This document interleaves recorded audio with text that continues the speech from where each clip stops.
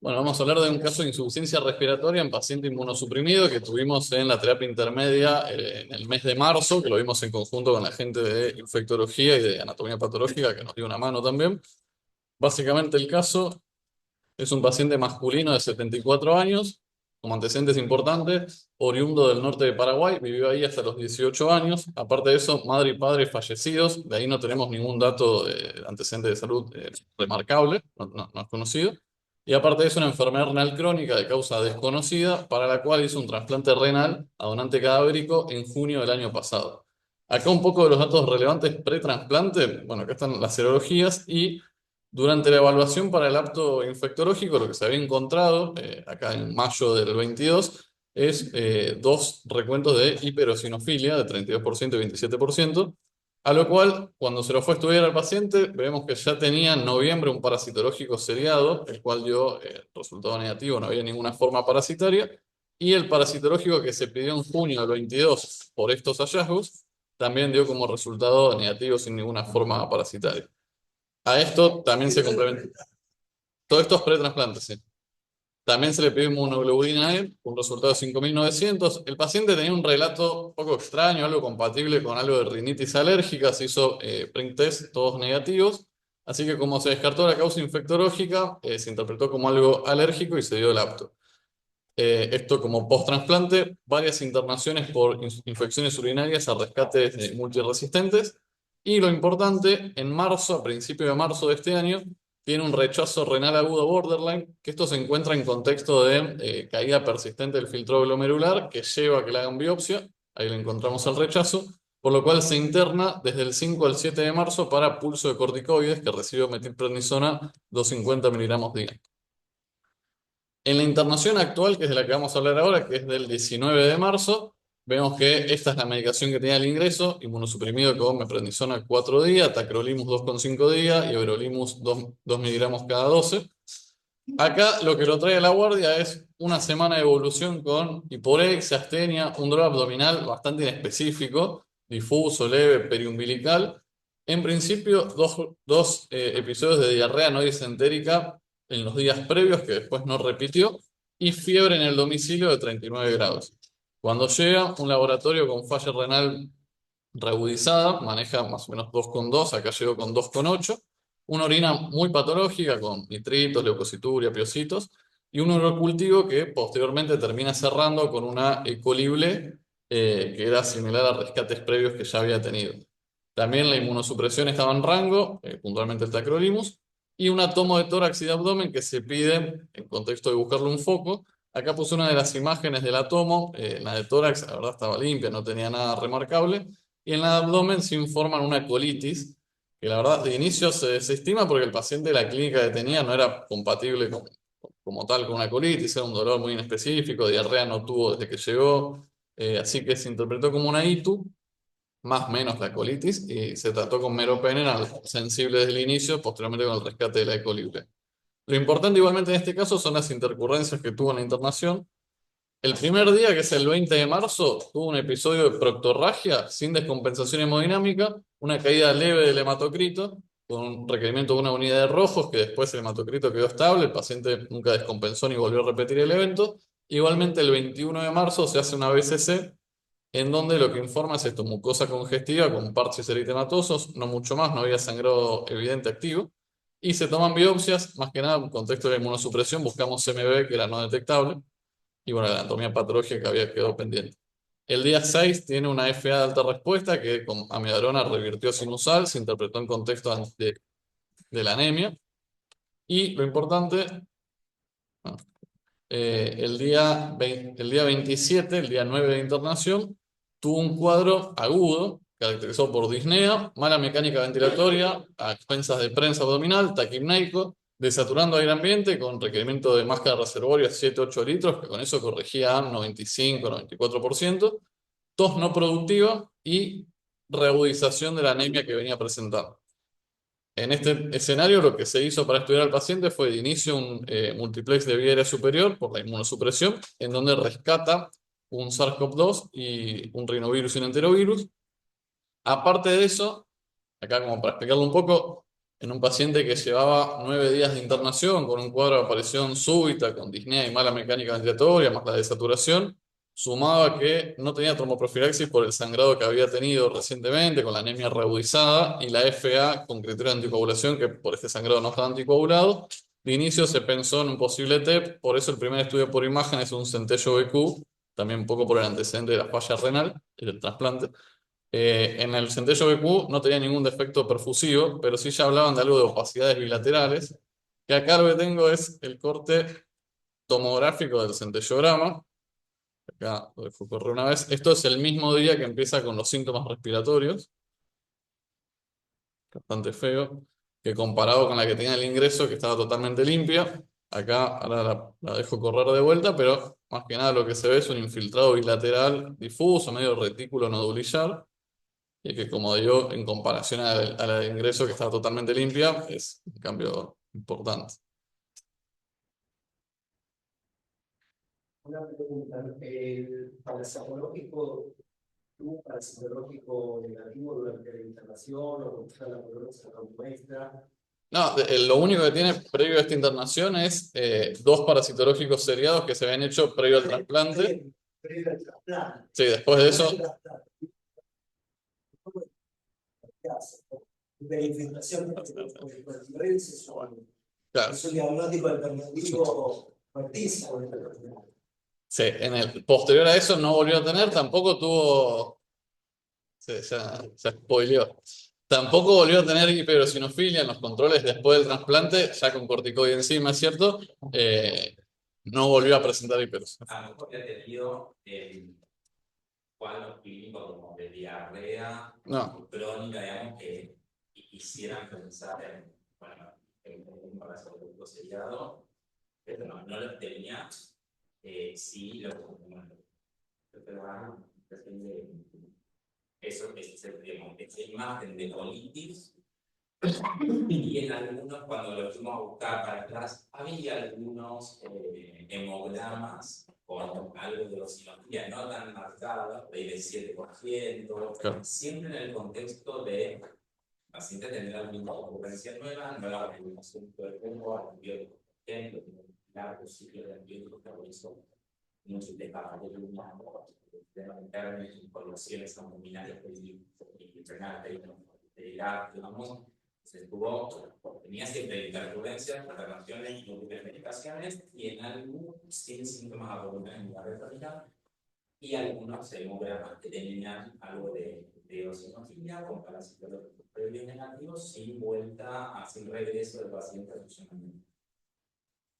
Bueno, esta es una radiografía del mismo día que inició con la clínica, un poco correlacionado con el corte tomográfico que vimos recién.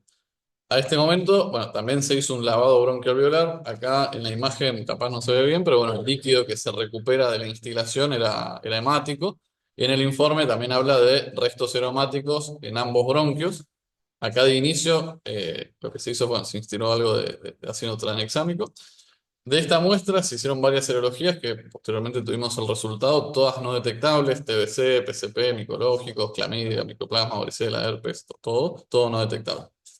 En primera instancia, todo esto se interpretó como una hemorragia alveolar difusa secundaria a la infección. No nos quedaba claro a qué. Todos estos resultados que dije los tuvimos posteriormente. COVID, Era negativo al ingreso, sí. es decir, por el hospitalario y un rinomio anterológico. También estaba en un mundo que no de todos los pacientes y todos nosotros conseguimos. De inicio, bueno, estuvo con soporte ventilatorio con cánula de alto flujo. Empezó tratamiento antibiótico empírico con ceftazidima Vivactam por ser colonizado KPC previo, linezolid, un poco por la falla renal, y TMS y corticoides a la sospecha de PCP. Rendes igualmente terminó intubado, pero bueno, recibió Remdesivir de inicio con el corticoide que ya estaba recibiendo por el PCP y nebulizaciones con tramexánico a la hemorragia alveolar. A pesar de todo esto, tuvo mala evolución, empeoró la mecánica, empeoró el requerimiento de oxígeno, agrega hemoptisis, el requerimiento de transfusionales casi que diarios, así que el día 11 de internación, el 29, se intuba y aparte de esto, hace hemodiálisis por sobrecarga en contexto de oliguria y falla renal que progresaba. Hasta acá el pronóstico del paciente era bastante malo, una evolución muy tórpida, hasta que el 4 de abril, un poco lo que destapa la olla es que sale el informe de la anatomía patológica de la BCC que se había hecho el primer día, en donde acá informa esto, presencia de nematodos que impresionaba corresponder a strongyloidiasis. Un poco lo que nos explicaron las imágenes, acá lo que podemos ver en las criptas del intestino es los granulomas eosinofílicos como respuesta a la infección, y esto que es una forma larvaria del parásito que ahora vemos un poco mejor. Con este hallazgo se pidió revisión del BAL, y en el BAL lo que se encontró fue esto, básicamente esto es el líquido del lavado. Tuki, ahí se movió, ahí lo pongo de vuelta. Vería no, estos son los estadios larvarios Sí, más avanzados. En el colon, una presencia que sería una informe, claro. que es acá. Ahora vamos a ver el sitio, es un infectante que debería ser como algo que ingresa por la cara cutánea, por el estos ya son estadios más avanzados, el larvarios enviando por el pulmón, Así que bueno, con estos hallazgos se reinterpretó como una hiperinfección por estrongiloides. Ahora hablamos un poco de eso. Se inició tratamiento con ivermectina 12 miligramos día y albendazol 400 cada 12. Acá el paciente empezó a tener una buena respuesta clínica, se pudo extubar el 9 de abril sin complicaciones. Acá, a razón de la verdad, también había recibido más de una semana de antibiótico empírico, los antiparasitarios, la hemodiálisis y bueno, corticoides que venía recibiendo, pero bueno, el parásito está constatado que estaba.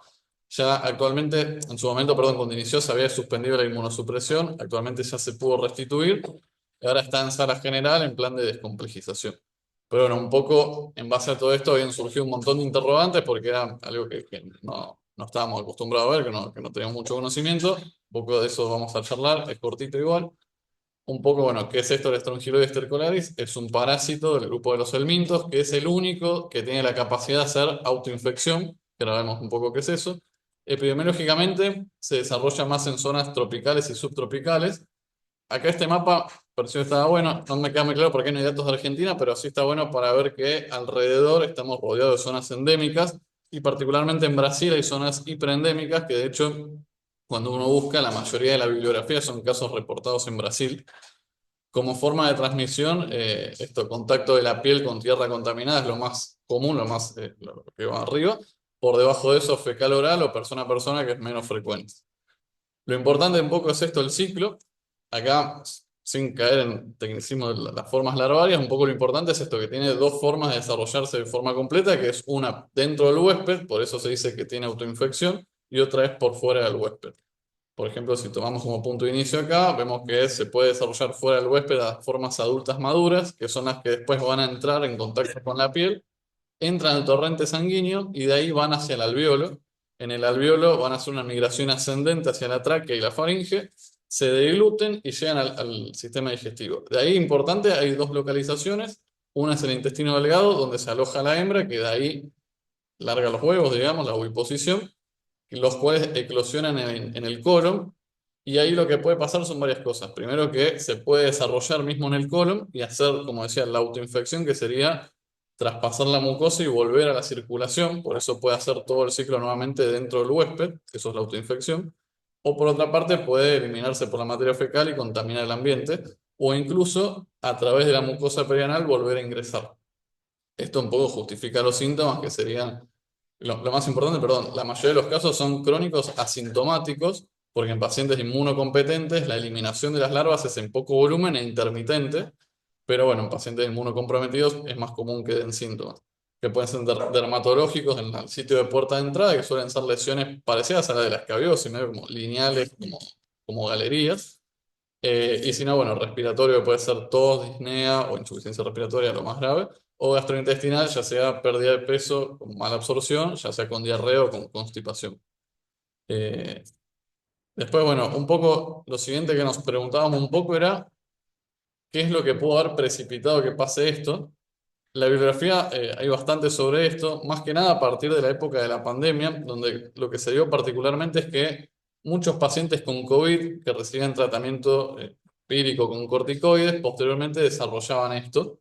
Entonces hay mucha bibliografía de esta época de la pandemia. Puntualmente marcan dos teorías de qué es lo que puede precipitar esto relacionado con el corticoide. pareciera que el corticoide, más allá de inmunosuprimir y disminuir el recuento de eosinófilos y la respuesta de los mastocitos, lo que puede generar es que el corticoide mismo se metaboliza en el hígado a un compuesto que es similar a la ecdisona, que es un compuesto biológico que usan los parásitos para hacer dos cosas: para fomentar la oviposición, o sea, poner más huevos, y pasar de una fase parasitaria a otra. Entonces, justamente por eso hay muchas series de casos en pacientes con COVID que al recibir corticoides desarrollaban hiperinfección. En este artículo hay una serie de casos sobre esto, y en este otro artículo habla un poco puntualmente de la parte teórica de por qué el corticoide podría fomentar esto, que tiene que ver con esto, con hacer compuestos que son agonistas y que precipitan todo el ciclo larvario. Un poco para agregar de métodos diagnósticos, no hay ninguna prueba diagnóstica ideal. El parasitológico único tiene muy baja sensibilidad por esto, porque la eliminación de la larva es intermitente. En principio, con muestras seriadas de 7 días es lo ideal. El PCR, bueno, menos disponible. Y la serología, lo que tiene es que hacer reacción cruzada con otros helmintos. Y bueno, no te marca si es agudo o crónico. Después un poco qué papel jugaba el COVID en nuestro caso en particular. Bueno, no queda muy claro del todo la evolución que venía teniendo el paciente, a qué podemos relacionarlo en mayor medida, pero bueno, claramente el parásito algún rol tenía, claramente. El tema del rol de COVID es más difícil de determinar, no teníamos ninguna muestra como para hacer un análisis cuantitativo de la carga viral. Y bueno, un poco esto que decía, muchos casos reportados en pandemia. Lo importante a destacar es esto: no es que el COVID tenga algo que ver, sino que era el evento que los hacía llegar al corticoide, que es el punto importante, pero bueno, hay mucha serie de casos en esto. Y este otro de acá abajo me pareció interesante para mostrar esto, que el COVID podemos sacarlo de la ecuación. Este caso es una paciente con una uveitis que estaba recibiendo tratamiento con prednisona y desarrolla una hiperinfección por estrongiloides. Y este otro me pareció que estaba bueno, es un paciente muy similar al nuestro, un trasplante hepático que hace que hace rechazo agudo, perdón, hace pulso de corticoides y a los 6 meses hace una hiperinfección por estrongiloides. Lo importante es que en este caso en particular el paciente termina falleciendo, lo cual es lo más común porque la mortalidad es bastante alta, cercana al 70%, depende de dónde se busque, pero bastante alta. Y bueno, redondeando un poco, ¿cómo es el tratamiento? Bueno, hay muy pocas cosas claras. De lo que sí se sabe es que siempre hay que tratarlo porque la mortalidad es alta, ya sea infecciones crónicas sintomáticas o cuando lo encontramos por síntomas. En pacientes inmunocompetentes, el tratamiento sería ivermectina, 200 microgramos kilo día, 2 días. Y en inmunosuprimidos es el mismo esquema, repetido a los 14 días para atacar, digamos, la autoinfección, el segundo ciclo. En los casos complicados como este, hay mucha menos evidencia, la mayoría es todo opinión de expertos. Entre las cosas que se plantean es hacer antibiótico empírico contra bacilos gram negativos, porque pareciera que predispone al desarrollo de sepsis a foco gastrointestinal, porque el parásito precipita la translocación bacteriana. Entre, bueno, reducir o eliminar la inmunosupresión, eso parece estar más claro, si es posible sacarlo. Monoviterapia, bueno, pareciera que es mejor la biterapia con ivermectina albendazol. ¿Y cuánto tiempo? Pareciera que 14 días es un buen número. Incluso algunos proponen ivermectina supresora, una dosis semanal durante 6 meses. Y en cuanto al seguimiento, bueno, depende mucho cómo llegaste al diagnóstico, pero pareciera que lo ideal es con análisis de la materia fecal, o sea, parasitológico, 2 a 4 semanas post tratamiento. Y lo último para terminar, una de las preguntas que nos surgió es, bueno, si esto se podía prevenir de alguna manera, más que nada teniendo en cuenta dos cosas: que somos una población epidemiológicamente expuesta, puntualmente este paciente en particular, el cual se sometió a un tratamiento inmunosupresor. Entonces, si se podía hacer algo al respecto. Este artículo no da ninguna respuesta en concreto, pero sí plantea estos 3 escenarios, que serían estudiarlo claramente, hacer tratamiento empírico o que no lo amerita a nivel de costo-beneficio. En UpToDate hay un algoritmo que lo mismo es opinión de expertos, pero es bastante interesante como para saber qué conducta se podría tomar. Redondeando y yendo un poco a nuestro paciente, acá lo que ponen es que si es una población expuesta y va a inmunosuprimirse, en este caso con corticoides o ya sea por el trasplante, lo que te dicen es que te fijes la ventana de tiempo que tenés hasta que sucede ese tratamiento. Si tenés menos de 2 semanas, pareciera que uno podría hacer tratamiento empírico con ivermectina. Y si tenés más de 2 semanas, lo ideal sería estudiarlo y en base a eso ver si se trata o no se trata. O incluso, bueno, proponen también tratamiento empírico, pero bueno, no queda tan claro. Lo importante pareciera el gap que tenés de tiempo hasta que se inmunosuprime. Y no mucho más.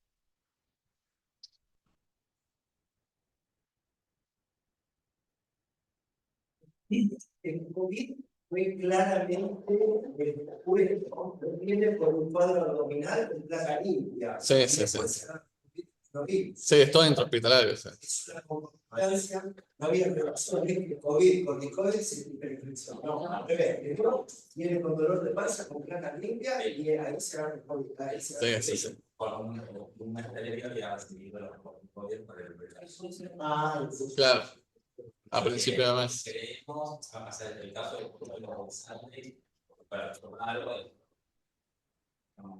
de la infección por estroquiloides o la infección diseminada.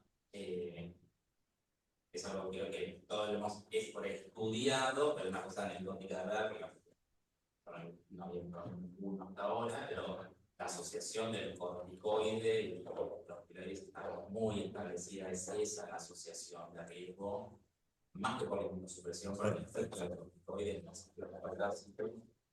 Este paciente tenía el antecedente de haber vivido Sí. décadas en contacto con sexual.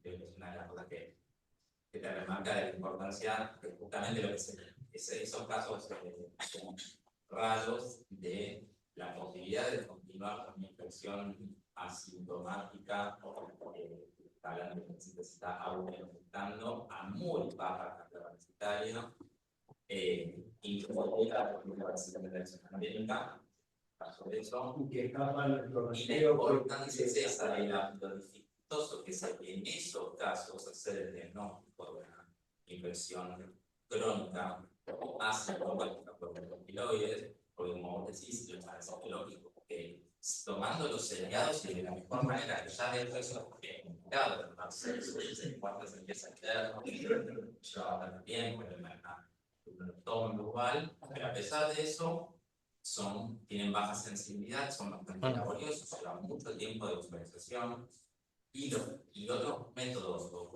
creo que es insomnio, ¿no? Si yo duermo no tengo ganas de mirar. Dormí 2 horas y media enseguida tranquilo Apaga tu y no tuve ganas de micrófono. mirar. Después te digo.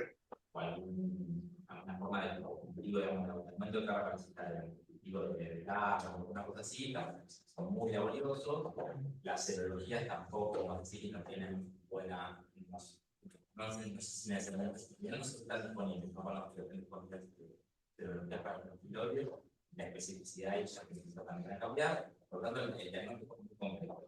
Como vos decías al final, hay muchas cosas propuestas, de hacer varios parasitológicos, la sensibilidad, hacer técnicas más invasivas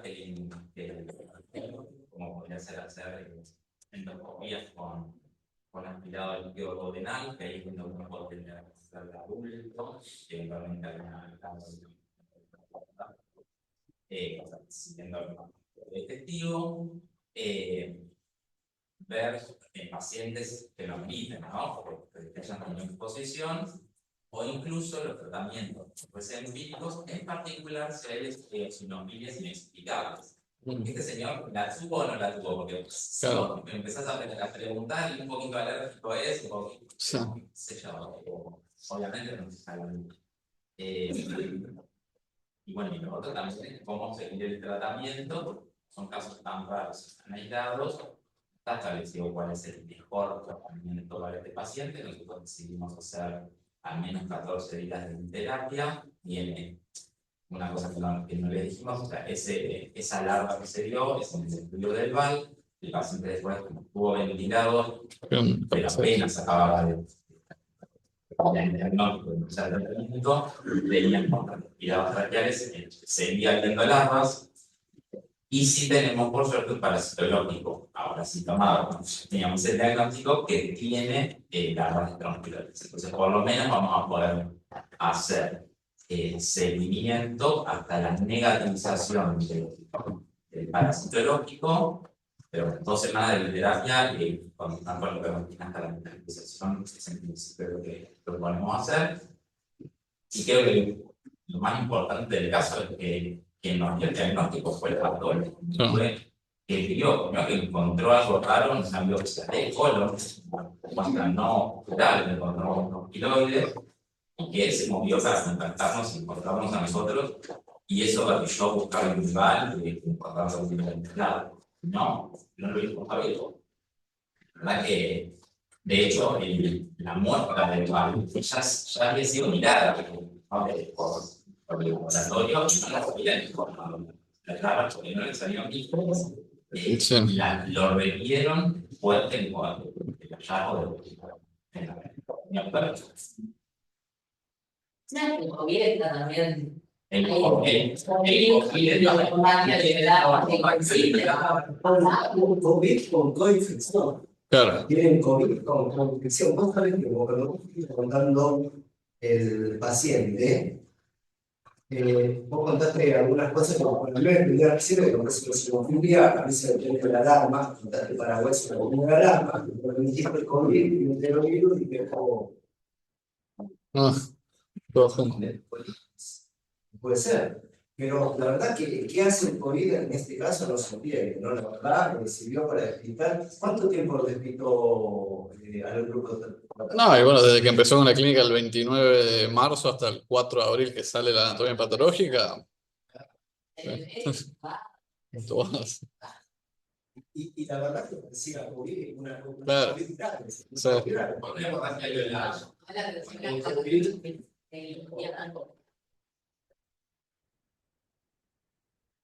No, bueno, nada, porque parecía volaba. El COVID sale del hisopado, a pesar del hisopado de los COVID positivos, sí, nosotros tuvimos un COVID antes del VAR, pero yo creo que Sí, sí, sí. COVID tenemos antes del VAR, Y el mal de mismo día. pero no nos quedamos con el COVID como diagnóstico y decidimos hacer el VAR por la posibilidad de que no fuera el COVID, digamos, todo lo que estaba sucediendo. Pero al ver el mal, era para Pero el VAR pasó. porque explicaba el cambio rotundo de la imagen de la sociedad.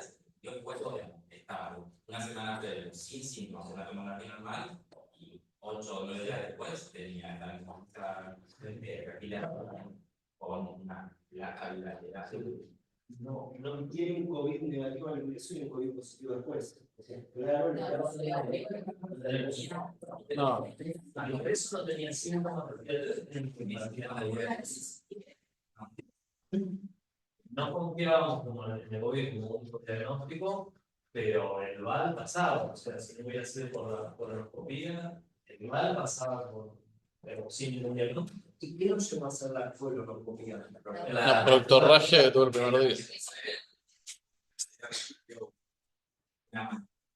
Más de Haciendo retrospectiva, haciendo también una mea culpa, es un dato que pone Gaby en la primera filmina, que son súper relevantes, porque en sinofía relativa vemos con frecuencia y tiene múltiples explicaciones, pero no hay hipersinofía, son más de 1500 eosinófilos, no es un hallazgo tan frecuente, y en general, digamos, implica la necesidad de una búsqueda diagnóstica, yendo en algún punto, en un caso de hipersinofía diagnosticada, hasta la hipersinofía primaria. Ese dato no lo tenía eso. No, igual ahí ellos le hacen un Parece No, ese dato yo y mejor. se confían para En algo de baja es insuficiente revisión de las prescripciones de pacientes. Yo ese dato no lo tenía. No contaba con ese dato, por lo tanto, mal hecho, digamos. Pero el dato es un paciente que entre tantas intercurrencias que tenía, ahí está con medicina clínica, pero sí también seguramente que sea eso. Entonces estábamos 2 días con eosinofía y otro día ya no estaba más. Por tantas veces internando que le poníamos dosis de 3, 100 ml cada 8, la vamos. Esto de eosinofía desaparecía con los corticoides Claro. intermitentemente, entonces la eosinofía no era un dato certero. Tal cual. O sea, muchas cosas conspiraron para Hay llegar. muchas cosas explica múltiples internaciones, pero haber tenido más de 1500 eosinófilos antes de empezar los corticoides era algo muy relevante. La mitad del paciente tiene 1500 eosinófilos. Así que vamos viendo otra cosa. Eso era muy grave. Lo otro es saber, digamos, las cosas, las cuestiones prácticas también en el medio en el que estamos y las herramientas que tenemos. Tenemos malas herramientas diagnósticas. malas herramientas diagnósticas. O sea, para el citológico tiene sensibilidad 50%. Y no tenemos serologías, o sea que el screening que hacemos pre-trasplante es malo. Los pacientes tranquilamente pueden trasplantarse con nuestro antiloide. Y el diagnóstico, cuando nosotros hacemos el dual, no lo sospechamos. Pero evidentemente es distinto si uno le dice a quien tiene que revisar la muestra que revisar. El patólogo de la primera mirada no lo vio y No. una revisión. Los de biología, de bacteriología, la primera mirada no lo vieron. Ese VAL, o sea, esa muestra es el laboratorio, no en patología. Biología había sido mirado, y había sido sembrado para bacterias, supongo. Claro, sí. Bueno, sí, es capaz. Sí. La verdad que es el paciente sobrevivió. Sí. Sí. Bueno, Por ahora. dependemos de.